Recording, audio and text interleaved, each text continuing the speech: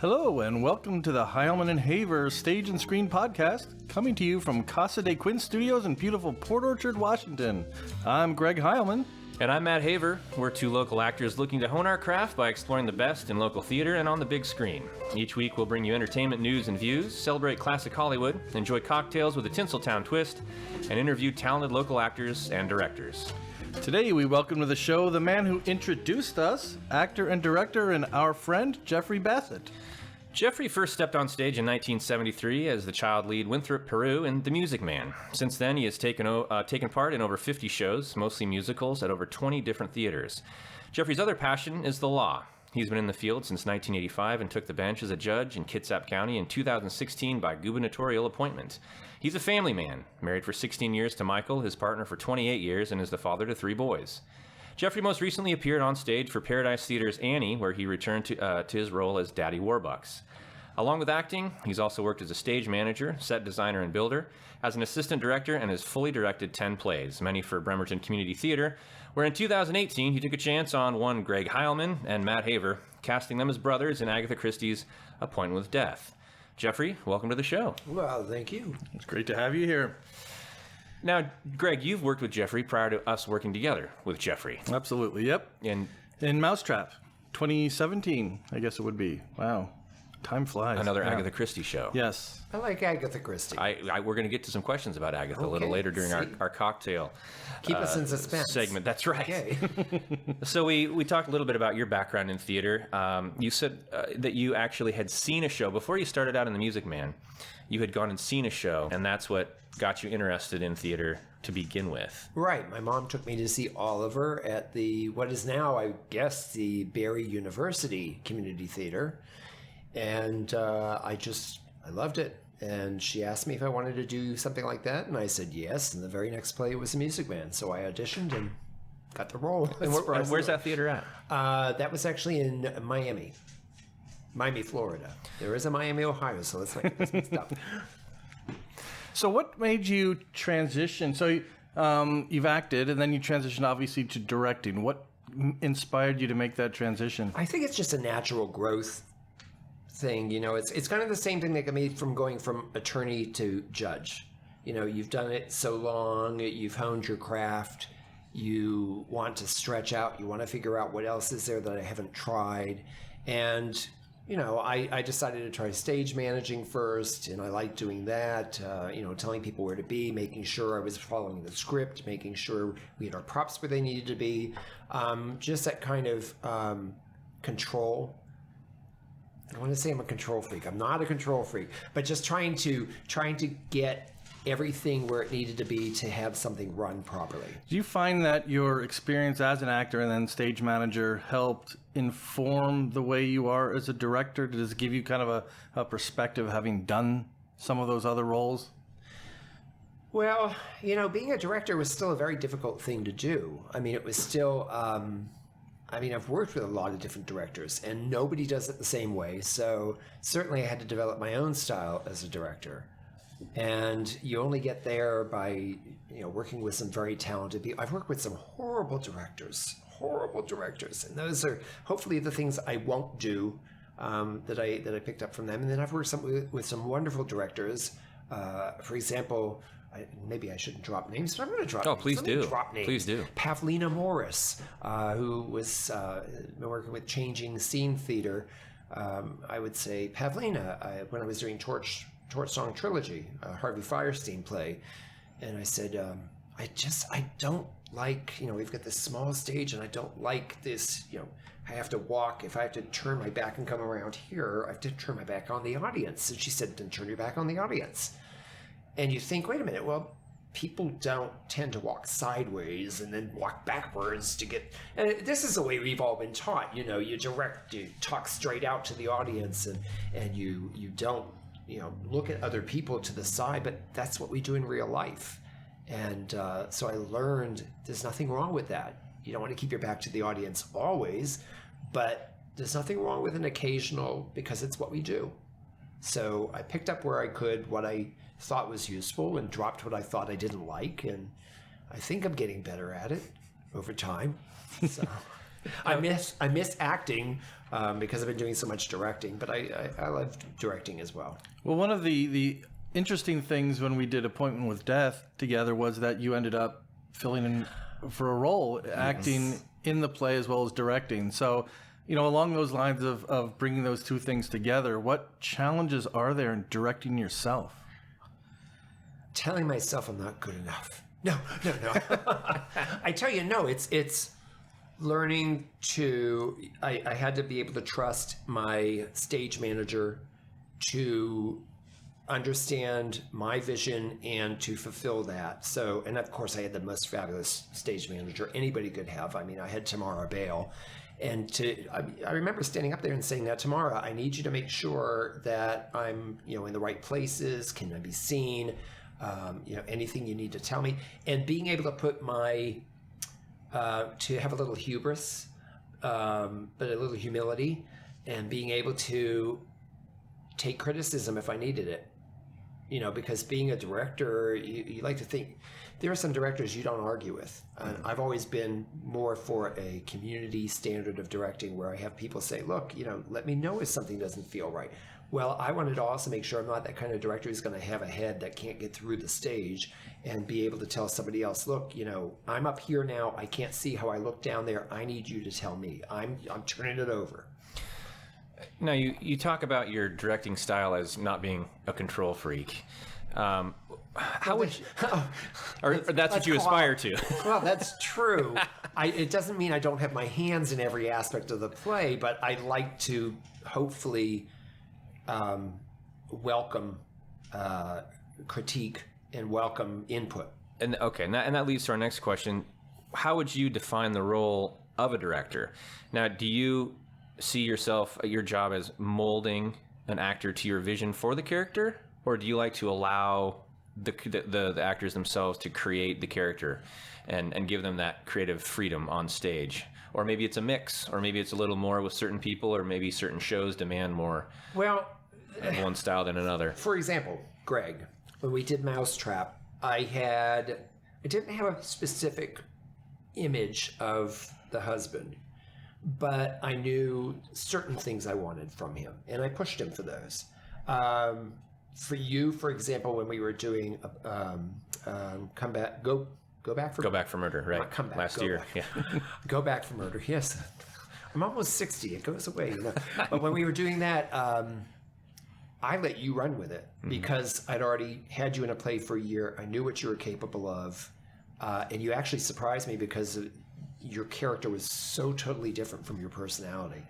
I think, I did a play once with Katrina Lenora Hodiak, and or Katrina Hodiak Baxter, depending on which name she uses. She's the daughter of Ann Baxter and John Hodiak, very famous acting family, and she played my mother in Torch Song, and she directed me in Murder on the Nile. Or is it Death on the Nile? One's called Murder. Death on the Nile. The book or the play, it depends. And I always get those confused myself. Yes, and I played Pennyfather, not Reverend Pennyfather, but I don't remember exactly.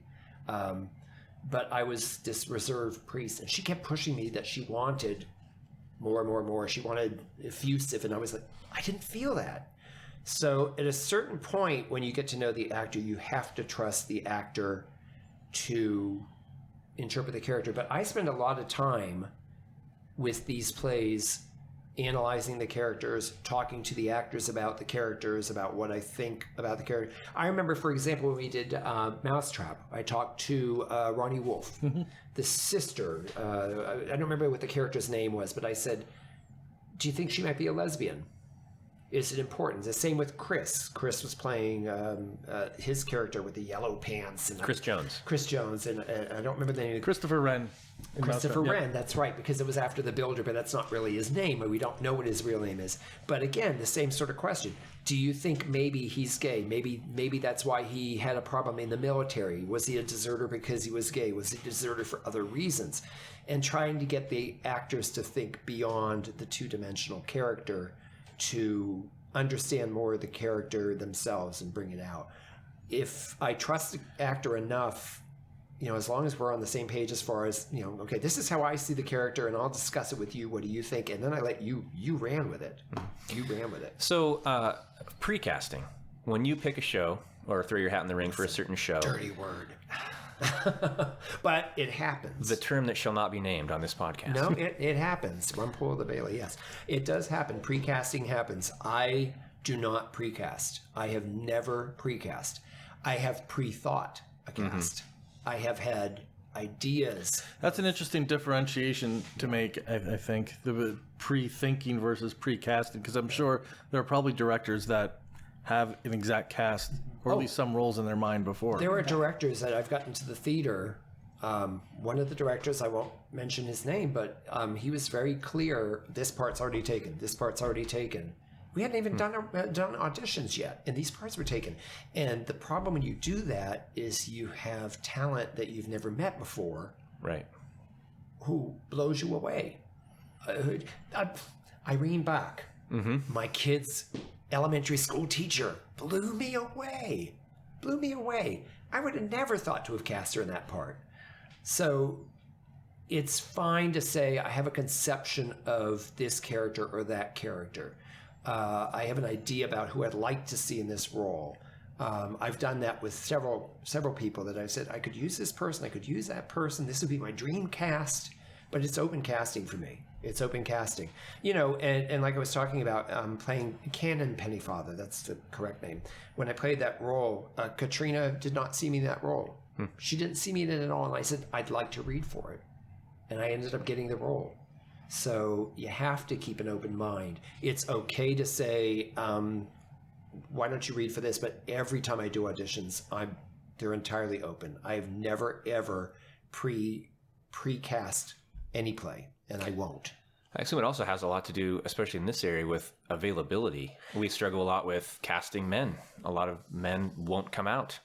And I know that's talking to other directors. I know that's been a challenge. I'd love to do this show. I think we've had that conversation. We'd love to do the producers or whatever, but we just can't get enough men to sing and dance. Yeah, well, I'll use a non-PG-13 term. It's actually, I call it the penis factor. If you have a penis, you get a part. And unfortunately, there aren't enough.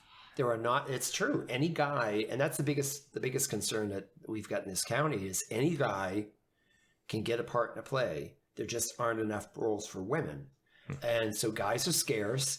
And every time I cast a play, I end up scrounging, trying to find out who knows a guy, please, somebody. That's how I got you. That's how I got you. Is because I asked people who knows somebody. I need a body. And it's worked out great.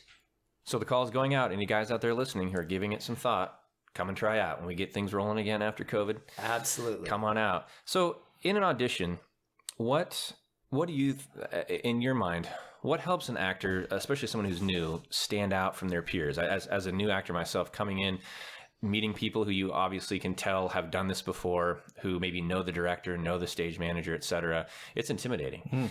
How do you come in and make just appear different from everybody who's there, who may have so much more experience than you do? Is there something that an actor can do to set themselves apart? Research. I never would go to any play unless I've done some research, at least as far as what is the play about, who are the characters, just have some, I mean, maybe I won't have a time to read a play, but, theaters like BCT actually make the books available weeks beforehand so you can check them out. But you can do Wikipedia. You can get on YouTube and look up any other production that's been done by a high school or by a community theater or a movie, if there's a movie version of the play, and you can see what the parts are, and you can get a good idea about what you're up for.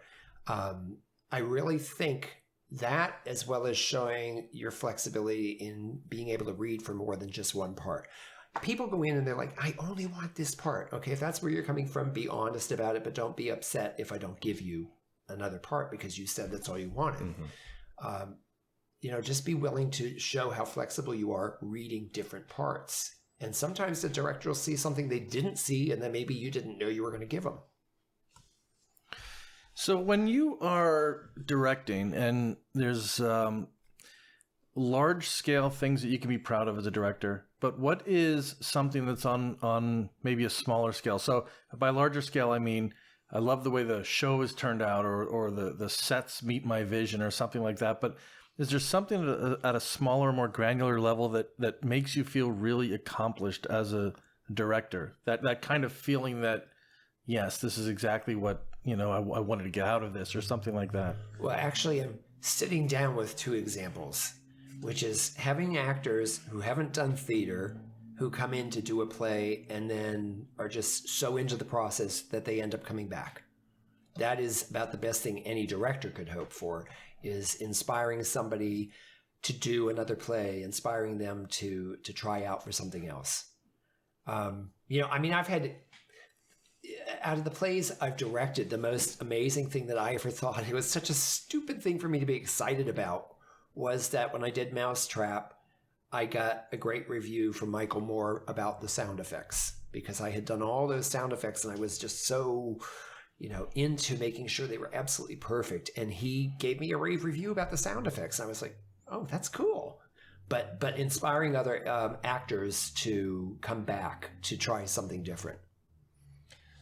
What's something that you know now that you wish you'd known when you first started acting, or directing for that matter? What's something that really has stuck with you throughout the process, or your evolution in either of those roles? What do I know now that I wish I had known before? That I got a face for radio. No. No. Well, then you're in the right place. Hey, it's 2020. This is podcasting now. Face for podcasting. There you go. Podcast. No, I really don't know.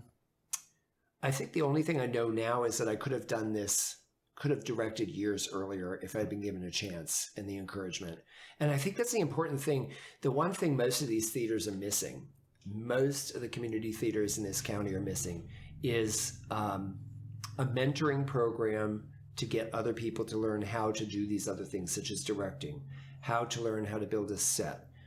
You don't get into that until all of a sudden we need people because we're in the middle of doing a play. You don't get enough opportunity to learn how to stage manage, to learn how to direct, to learn how to design a set, to learn how to do costuming. I had to scrounge. I had to learn a lot about, I still haven't learned enough about lighting. So that's something I'm still in the process of learning. But just, I wish there were more opportunity. I wish it was more of a mentoring program at the theaters. And I wish some of these theaters, frankly, need to open up and not have just one person directing everything or two people directing everything. It's not fair to the concept of community. Is there a natural, you described it in your own life, natural progression, attorney to judge, actor to director. Do you think there is a natural progression that is expected in the community, that you act for a certain number of years, then you stage manage, then you assistant direct, then you direct? Or can someone walk in, maybe even right off the street brand new, and say, this is what I think I'd be good at, this is what I have an aptitude for, can I jump in at a certain level? Well, that depends on the theater. I had wanted to direct, and one of the theaters, and I'm not going to go into names of the theaters because I don't want to, badmouth anybody, but one of the theaters had unwritten rules to get to be a director. You had to go through certain stages. There were unwritten rules. And I thought, frankly, at the time they were unfairly used against me because I followed all the rules and I still didn't get to direct. And it wasn't until a few years later with a different board that suddenly they came asking. So I don't know. A lot of the theaters will have some expectation about you as far as your involvement in the theater beyond being an actor. Are you a team player? Are you going to help with set building? Are you just going to be a prissy actor who does his acting and doesn't want to do anything else? Are you going to help out with things? Are you going to come in for other theater things? Are you going to be a member of the board? Are you going to be a member of the a community member, paying member for the theater itself? How involved are you going to be? Is it an investment they can use? Because that's what it is to them, is an investment.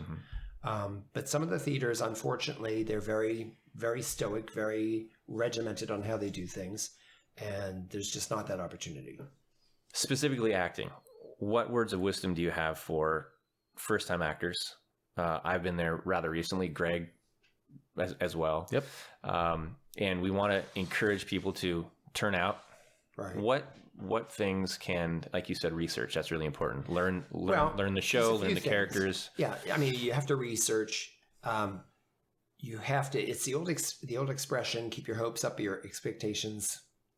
Hopes high, expectations low. I don't think a new actor coming out for the first time should be expecting to get a lead role. It happened to me at the age of 12. That was unbelievable. Not expected.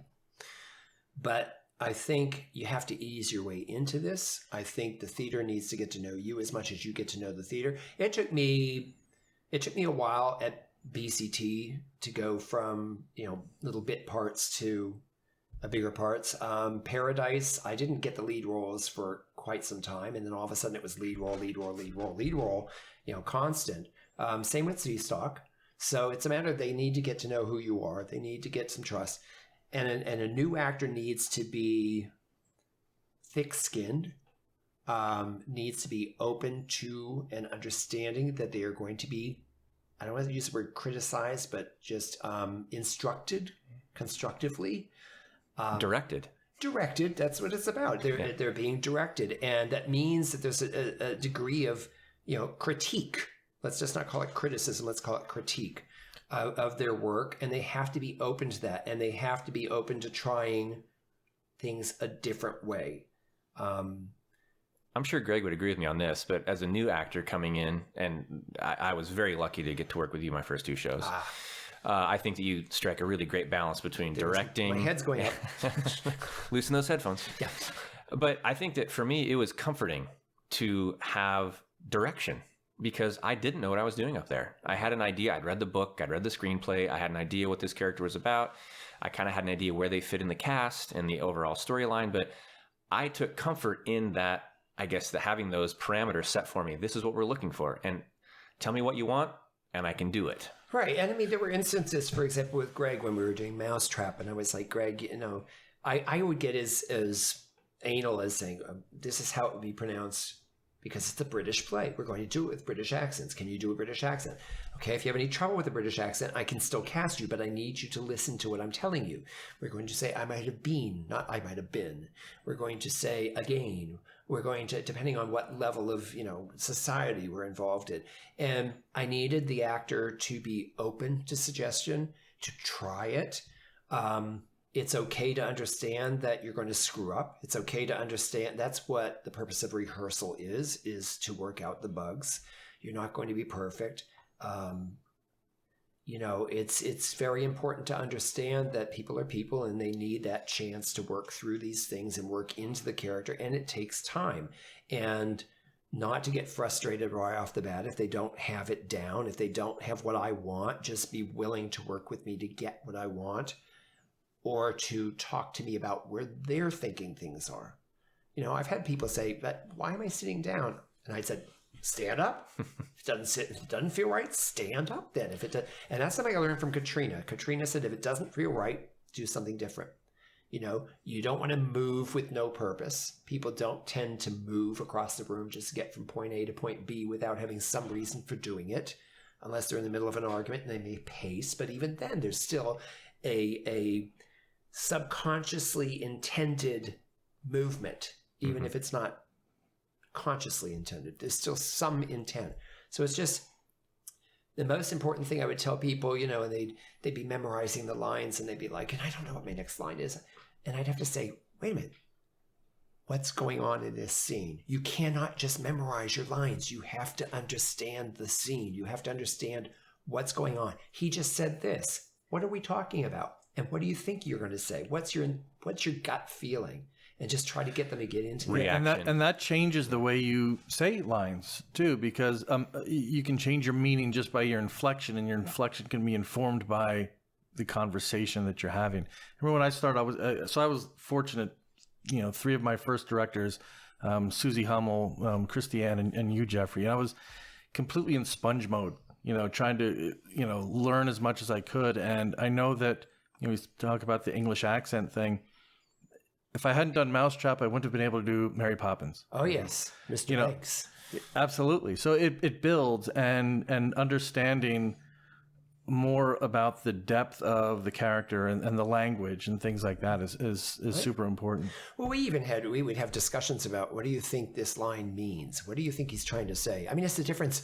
It's an old Benny Hill joke. I grew up, my family loved watching Benny Hill. And I remember this thing, and it was, what is this thing called? Love? And he'd say, no. The line is, what is this thing called love? And it all depends on where you put that comma. Right. So we would do this during any of our play reads. We would be saying, wait a minute, what do you think he's trying to say? And I wouldn't always be right.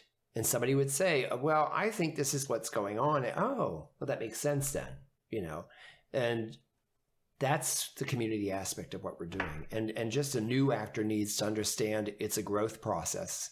Nothing's right in the beginning. Don't worry about being a screw up. Be open to suggestion. Be open to trying it different ways. The elephant in the room right now for all of us in theater, and part of the reason that something that spawned this podcast actually is just being able to get together with other thespians and talk about theater. And it's COVID. I know. And when are the doors going to open back up? Obviously, no crystal ball here. But for you, what has been the most challenging part of being under quarantine and having those stage doors shuttered? I tell you, this morning on my way to work, I put in my flash drive and practiced my lines from My Fair Lady. Because I was supposed to be playing the father, Alfred Doolittle, and it would have been the first time trying something with that much of a Cockney accent. And I was like, I don't want to forget this. I don't know if I'm actually going to be doing this role at any point. But I don't want to forget it because I put so much work into memorizing these lines and getting the accent down, and I just don't want that to go out the window. So it's been frustrating. And not going to the theater means that I'm spending more time at home doing physical work around the house that I'm really not capable of doing. Well, coming up next, we have our In the Mix segment. And we're going to be talking a little bit more about Agatha Christie. With a special signature cocktail that Greg's going to be preparing for us. So stay tuned, get your cocktail tumblers ready, and we'll be right back with you. Welcome back to Heilman and Haver.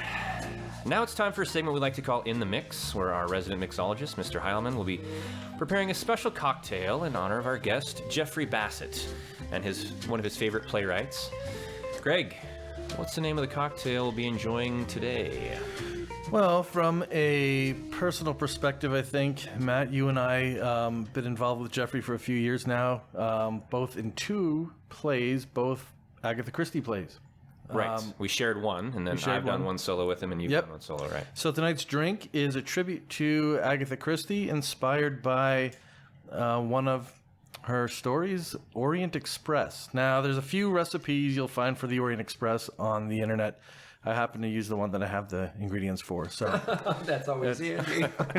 A good incentive. So the recipe, if you're interested, will be posted with the show notes. Scotch-based with some amaretto and some vermouth. It's really, I think it's pretty good. That's what it was. Cheers, gentlemen. There you go. All right. So this is, I think it goes down super easy.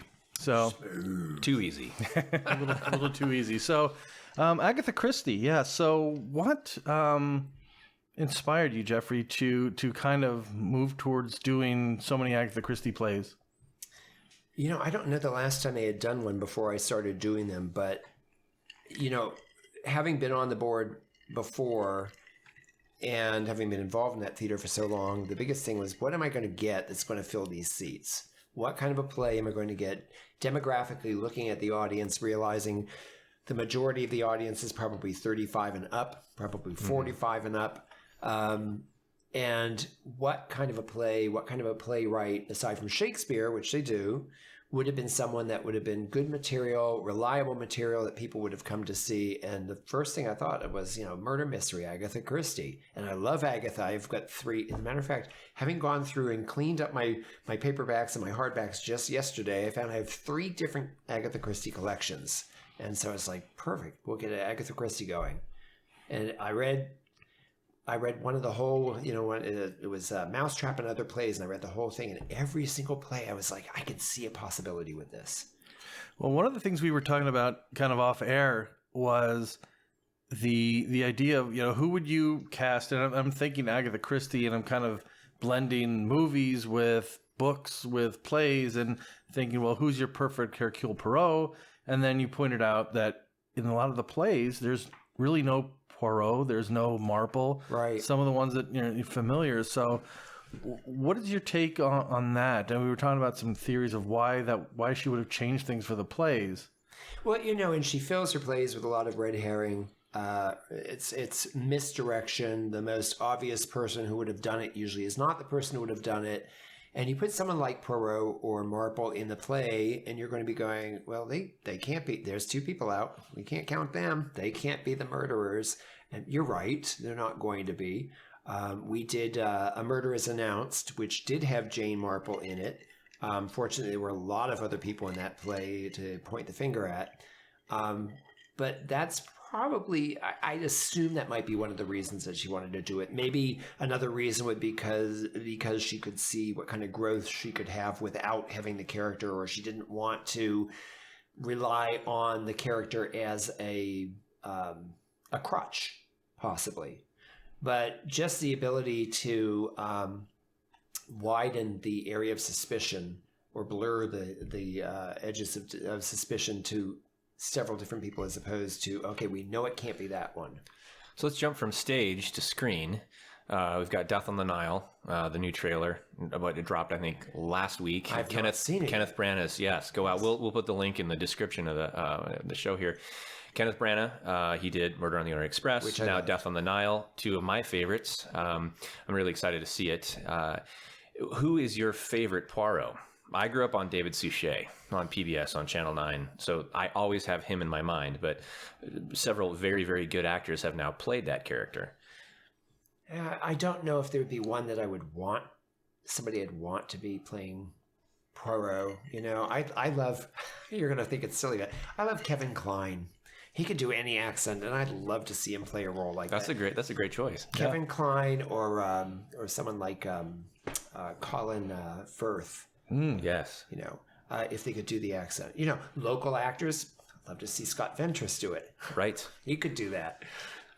And, I've had my local actor, Miss Marple, was Barbara.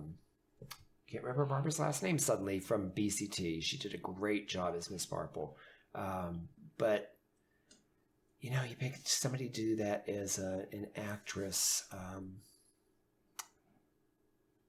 don't know. Judi Dench possibly could do it, but he's someone a little daffier, maybe. Mm-hmm. So. Well, I was thinking locally, Irene Bach would be an amazing Miss Marple. Irene was so surprising to me when she was in Appointment with Death. Just the character, the way she inhabited, and by inhibiting, but she inhabited the character so well. She gave. The Scotch is kicking in. I don't think I had to give her a single note. Oh, I don't think so. I don't think I gave her a single note. She played that character. It's kind of like Christy Jacobson. Christy Jacobson, when we did a Murder is Announced, played this character called Bunny. And I did not think of her as Bunny before we actually cast her. And she was unbelievable. She could do so many different roles too. You can't talk about Christie without talking about Gary. Now, there's somebody who could play a Poirot as well. He could, and he played the inspector in A Murder is Announced. And did a great job at that. How many Agatha Christie plays have you directed? Let's see. A Murder is Announced, Mousetrap, Appointment with Death, Go Back for Murder. I think at least 4 or 5. Did you do Death on the Nile? I was in Death on the Nile. Death on the Nile. Okay. Yeah, I was so you've taken part in several. What was the most challenging? I know that the one that you and I did together was Go Back for Murder, where the characters had to age and then de-age and then back and forth. It's 16 years, I think? And Something I was like one of that, the few characters that didn't have to do any of that nonsense. Well, you were dead. I was dead half the show. But yeah, I mean, that was really difficult because of the fact that we had such quick changes to do, and making sure the actors had the right costumes, the right hairstyles, being in the right position, having the right scene, having pictures down and pictures up, clearing certain things off the set. That was really labor intensive. But I think probably the hardest play to direct out of all of them was Mousetrap. And the reason was it has a reputation. It is the longest running play in the world, and I did not want to mess that up because there was such a high expectation about how that play was going to be done. And everything down to, I spent so much time on sound effects. I spent so much time on, I was so proud of that window I did with the saran wrap stuff that you shrink wrapped. And hand painted all the little corners of it with snow so it looked like it actually piled up, because I wanted everything to be as perfect as possible, which for every play. Do you feel that things like sound effects and the set almost become their own character? Oh, they do. They do. I mean, just imagine if you had Appointment with Death without that wonderful set that Tina Henley Hicks had done for us. Incredible. Or Mousetrap without the snow in the windows and the fogged up windows. Or, Appointment with Death. A Murder is Announced. We had to have very, very specific lamps because they were a central part of this. So props, you have to pay so much attention because it's an Agatha Christie play. You never know what's going to be the central focus of the play. One thing, Agatha Christie's, she had an amazingly interesting life. Life beyond the career. Yeah, and one of the things I think that, because you always look for realism in shows and entertainment, and her knowledge of chemistry that tied into the poisons that she'd put into the shows it was spot on because she had that background and that knowledge. So it was always something that was super realistic, and I think that's one of the things that makes her plays, I think, timeless as well. Do you think that your background with the law led you, or maybe was what piqued your interest in doing the murder mystery? How realistic have you found some of her plays? Have you done any that involved courtrooms, judges, etc.? When we did, which one was it? Was it Mousetrap? The whole story, the whole background story about the kids in foster care and all that stuff. That was Mousetrap. All that stuff just was like, oh wow, I did dependency for years, and all this stuff was coming back to me. The social worker and the teacher not reporting things, and all this was coming back to me, saying, this is stuff I work with on a daily basis. And you've been a foster father. Oh yes. And adopted 3 sons. Yes. So, personal connection to a lot of her work. Oh yeah. But you're right. She did a lot of research, and as a matter of fact, when she was doing Appointment with Death, took place in Jordan, Ephesus, that area, and she and her husband had traveled a lot in that area before the play was even written. Yeah, I remember there was a documentary, a PBS documentary, I think, about her, and I remember we had just wrapped up Appointment with Death, and I remember seeing that part, and it looked so familiar, Oh yeah. And Tina did such a wonderful job on the set to make it look like we were in the desert. And it was fantastic. Well, we just had the right actors in the right field for it. Pith helmets with Christy Jacobson and Robin Abile wearing the Bedouin garb. Dregoman. Yes. And we can't forget Arab Boy. Of course. Oh yes. Our associate producer. Sir Quinn. Hello there. Well, cheers to Miss Christie, gentlemen. Coming up next, we've got our In the News segment. We're going to take a look at some current events coming out of Tinseltown. So stick with us, and we will be right back. All right. Welcome back, everybody, to Heilman Haver. We're here with our guest, Jeffrey Bassett, talking about an issue that's come to the forefront of the news over the last week from the Academy of Motion Pictures and Sciences, tying in the film part of our screen part of our Stage and Screen podcast. So the Academy has announced that they wanted to introduce a diversity clause into films to be considered for Best Picture. Starting in 2024, to be considered for Best Picture, the Academy wants to have someone from an underrepresented group as either a lead or main supporting character, or a certain segment of lesser characters or crew for the film from these underrepresented. And by underrepresented, it's a broad category. It's Native American, Middle Eastern, North African, Hispanic, Asian, LGBTQ, women, and a number of other groups that they have identified as underrepresented. So I wanted to talk about this with the group here and see what we think about this. Now, there's a few things to note. First of all, it's only for pictures to be considered for Best Picture. And second of all, it starts in 2024. So the next few years are not part of this new arrangement. So what do you guys think? Is this the right direction for the Academy to go? Obviously, they've been criticized in the past few years. Oscars so white, underrepresentation of best actors and actresses. Is this the right kind of thing to do to get some more of that diversity? My question is how many directors are going to care? How many directors are going to say, I'm just going to make art the way that I see fit, and essentially to hell with the Best Picture category? With the advent of online streaming services like Amazon and Netflix, where it's direct to consumer, is the Academy Awards as relevant as it once was? Does that stamp of Best Picture or nomination for Best Picture even really carry that much water anymore? So maybe it's a non-issue altogether, but I'll throw it to our guest. We were chatting about this on the break, and Jeffrey had some really great points on this one. Well, we were talking about Kirstie Alley getting lambasted by her, for her ideas. And, I think it's... there's an actor friend of mine locally who got into an online flame fest, for lack of a better word, with somebody else over this exact same issue. And, the concept that if you have a black actor and a white actor who are both equally capable, shouldn't you be giving the role to the black actor as a minority? And everything has to be taken in context, number one. For example, just throwing something out there, you have a play like Glass Menagerie. And you have, let's say we have Christine Salo as the mother in the cast, and you have Ronnie Wolf as the sister Amanda, or as the mother Amanda. I forget which one's which.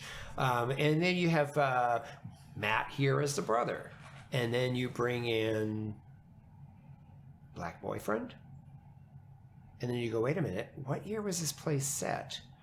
You can't just take this material and say, okay, we're going to make sure that there is rigid requirement here that you do this to make sure that our numbers are even, to make sure that people are equally represented, without regard for things like when was this set, can we realistically perform this play in this fashion?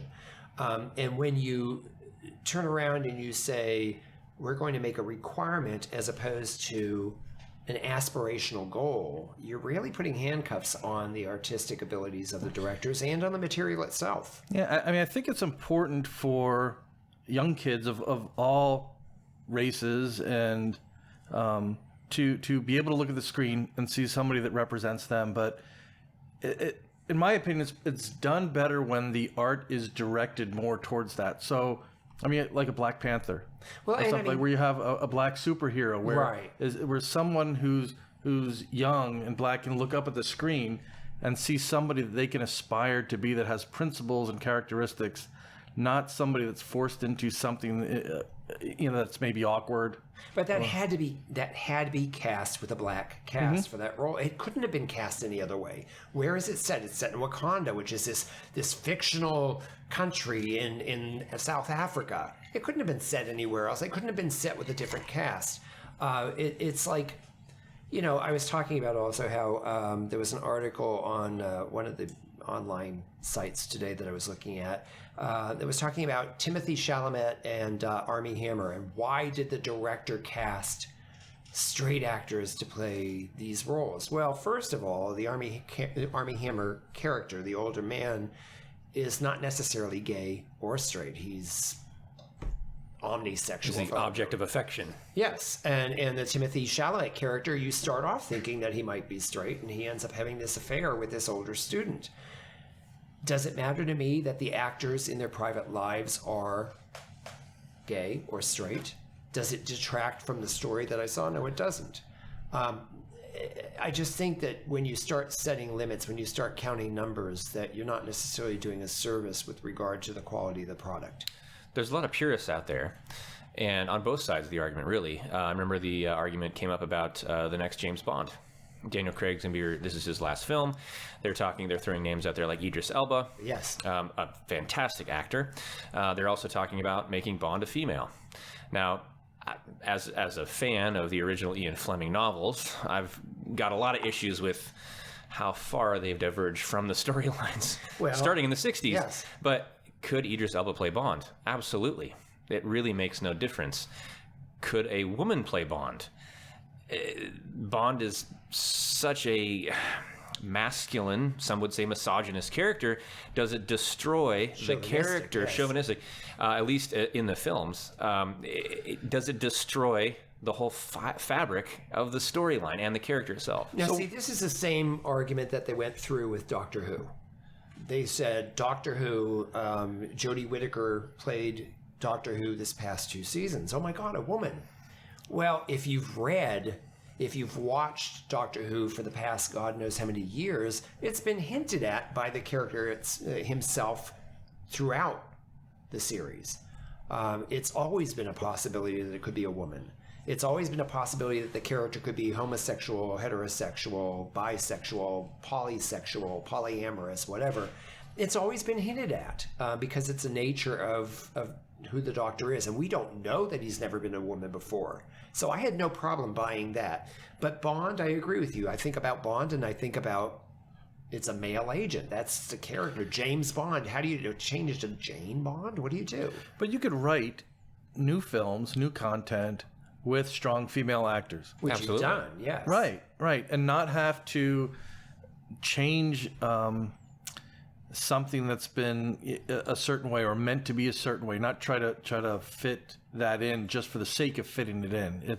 Or checking boxes. But again, I mean, certain things like you can't take a classic like Dr. Zhivago, which takes place in Russia in the, I don't know when it takes place, late 1800s, and all of a sudden change it and put in a black cast to make quotas, or it doesn't work. It just doesn't work with the material. And I'm all for inclusion. I mean, for God's sakes, I'm gay. What am I going to say?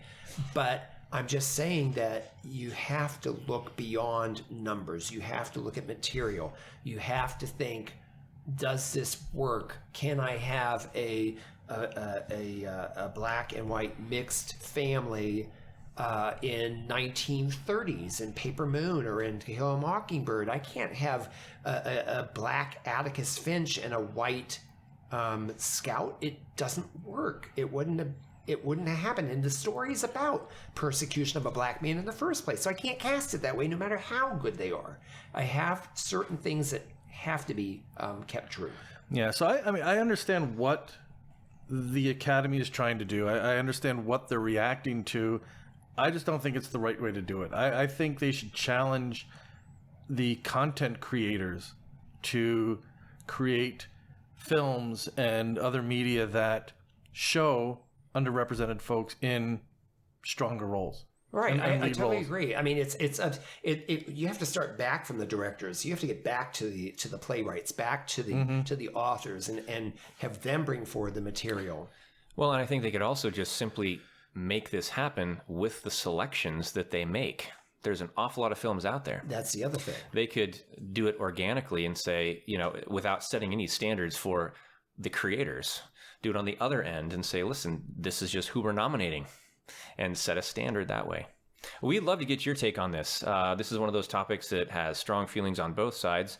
So please find us on our Facebook page. You can email us. Both of those links are in the description for the show. And we're going to return to this topic during our next show and get some audience reaction. So this is actually pre-recorded, so we can't take any calls. But be nice. Hope that doesn't ruin it for anybody.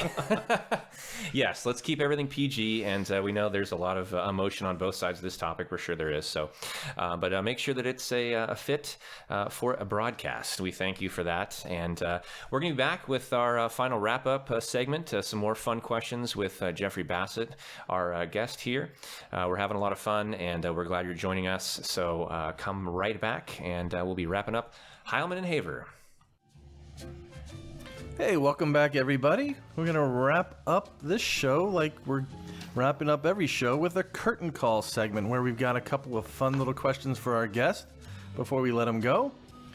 So, Jeffrey, quick couple of little, kind of flash questions here. What's the last thing you do before you step out on stage or before the curtain goes up?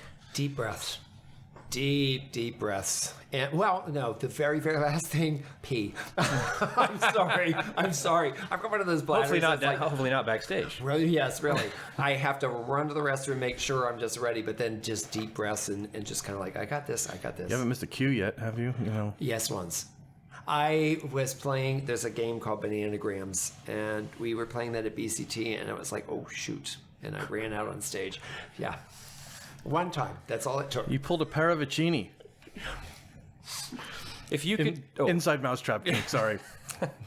If you could direct one person, alive or dead, who, or act with, we'll expand it a bit, one person, alive or dead, who would you most like to work with? Ooh. Katharine Hepburn. I love both of the Hepburns, Audrey and Katharine. But just Katharine Hepburn, she's just one of those actors. Zany, nutty, one of my favorite, Bringing Up Baby, one of my favorite movies of all time. Just love that play, just madcap. But she also had just that ability to bring that sensitivity to the characters. Can you do Katharine Hepburn for us? Oh, the colour lilies are in bloom. I carried them on my wedding day. Yes, okay. I did not know you were going to do that. Sorry. You didn't know I could do it. Yeah. All right. If someone was going to make your life into a film, who would play you? I discussed this question with Michael, and he said Nathan Lane. And I said, Nathan Lane's too old. Jesse Tyler Ferguson. From Modern Family, because he's very much, you watch Modern Family. I see myself in him so many times when I'm watching that show.